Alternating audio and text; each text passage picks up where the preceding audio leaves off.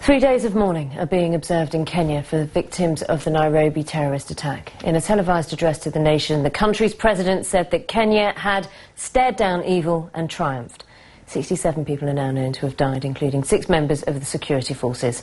The president, Uhuru Kenyatta, said that 11 suspected militants had been arrested, 5 had been killed.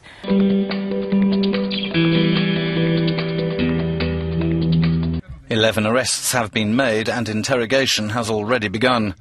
An FBI team is due to arrive from America shortly to assist.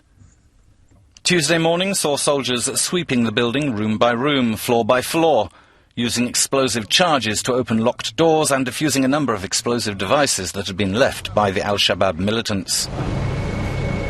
By mid-afternoon, the Kenyan authorities had allowed traffic back into the nearby streets, and they were calling on car owners to retrieve their vehicles from the supermarket car park inside Westgate.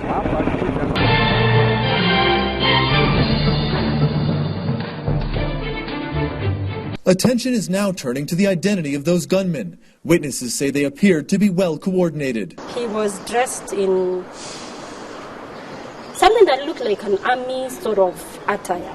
Several of them were killed, others wounded. Officials say they have an idea who they are. Intelligence reports had suggested that a British woman and 2 or 3 American citizens may have been involved in the attack. We cannot confirm the details at present. As Kenyan forces reclaim the mall, more bodies are being removed from the building. The official death toll rising. Well, we were told that there were 10 to 15 gunmen.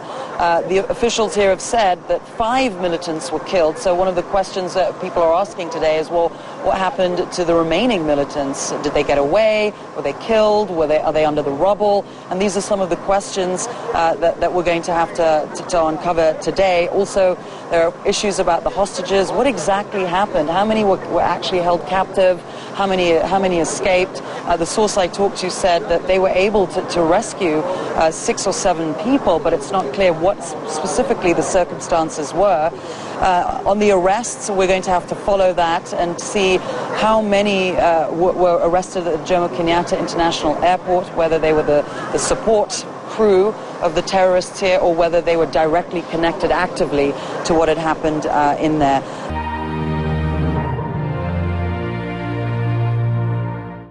The president outlined that this was a victory, and that's based on what we've heard also from security sources, that it was on Monday when the key battle took place, and that it's reported that a person thought to be the leader of this attack group was killed by a sniper, and then special forces had a pitched battle on the 3rd floor. This was all after distractions were put in place by the security forces, distractions in the way of helicopters buzzing around, a serious amount of gunfire, the sniper engaged, and then there was a reaction from the attackers, and that led to a fire.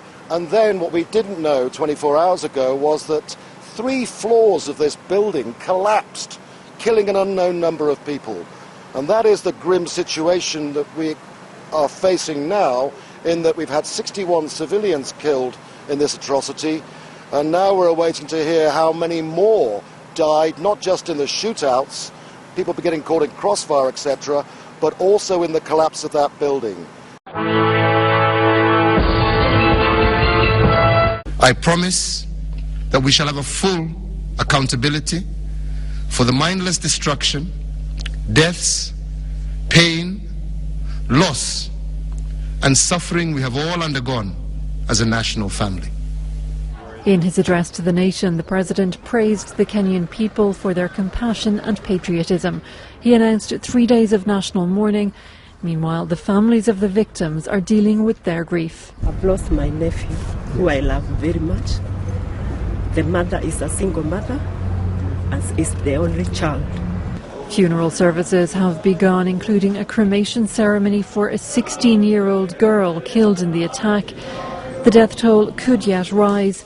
Dozens of people known to have been in the shopping centre are still missing.